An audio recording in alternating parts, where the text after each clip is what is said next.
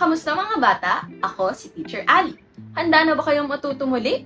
Tara na't mag-aral ng matematika upang tayo ay maging matinik, matalino, at mathusay! Para sa klase natin ngayon, tayo mag-aaral tungkol sa ordinal numbers o ang mga numero na nagpapakita ng pagkasunod-sunod ng mga bagay.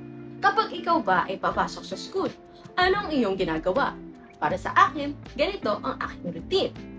Una, ako ay magdadasal at magpapasalamat sa araw na biniyaya sa akin. Pangalawa, ako ay mag-aayos ng kama at ng aking susuotin. Pangatlo, ako ay maliligo, lalo na mainit ang panahon ngayon. Pang-apat, ay mag-aayos ako ng aking gamit sa aking bag. At panghuli, kakain at magtutoothbrush bago umalis ng bahay. Ikaw ba, Teacher Tony? Ano ang mga bagay na iyong ginagawa na may steps kang sinusunod? Nakakaaliw naman ang iyong get ready to school routine, Teacher Ali. Para sa akin naman, mahilig akong magtimpla ng kape. Una, nagpapakulo ako ng tubig. Pangalawa, nilalagay ko sa baso ang kape at nagdadagdag na rin ako ng asukal at gatas. Ikatlo ay naglalagay ako ng mainit na tubig at hinahalo ko yun bago ko yun inumin. Kayo ba mga bata, ano bang ginagawa nyo na may sinusunod kayong mga steps? May naisip na ba kayong mga halimbawa? Kung napansin nyo, tayo ay gumagamit ng mga sumusunod na salita. Sa Filipino, gumagamit tayo ng pang, pan, at pam sa unahan ng salita maliban na lamang sa salitang una. Sa English naman, first ang katumbas ng una, second at third para sa ikalawa at ikatlo, at ikinakatubit naman natin ang TH sa hulihan at minsan ay nagbabago naman tayo ng spelling sa mga sumusunod na bilang tulad lamang ng 5th para sa ikalima at 6th para sa ika-6.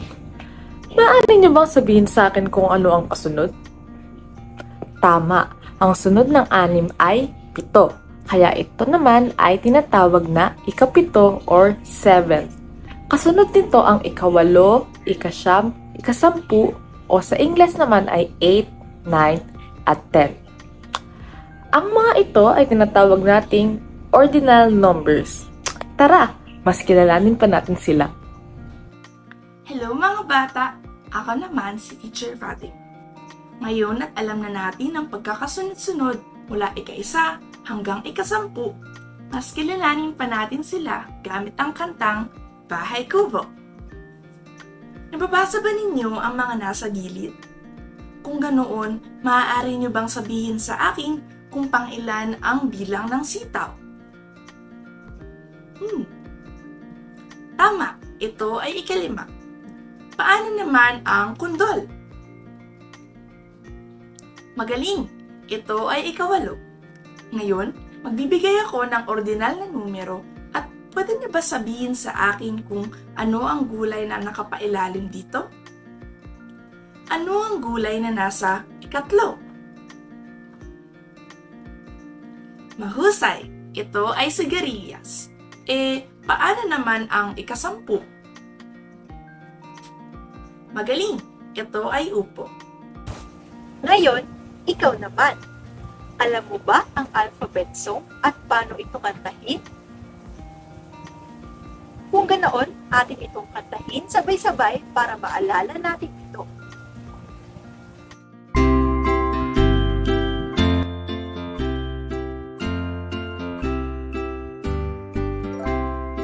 A, B, C, D, E, F, G, H, I, J, K, L, M, N, O, P, Q, R, S, T, U, V, W, X, Y, and Z.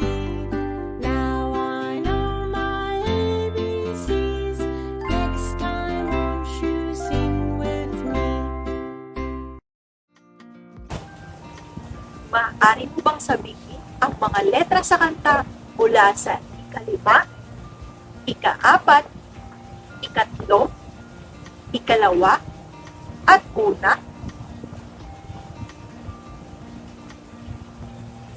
Kung sinabi mo E, D, C, B, at A, mahusay. Paano naman ang ika-10 letra sa alphabet? ang letrang J, ikaw ay tama. Maaari mo bang ituro sa akin kung pang-ilan ang letrang F? Kung pang-anim ang iyong sagot, kuhang-kuha mo na talaga ang ating talakay. Mahusay! Tandaan, ang mga ito ay tinatawag na ordinal numbers o mga numerong nagpapakilala sa atin ng posisyon o pagkakasunod-sunod. Maraming salamat sa pakikinig at sana lagi ninyong maalala ang aralin natin ngayong araw. Muli, ako si Teacher Alexis, kasama si Teacher Ali, Teacher Tony, at Teacher Fatima. Laging tatandaan na ang pag-aaral ng matematika ang daan upang tayo ay maging matinik, matalino, at mahusay.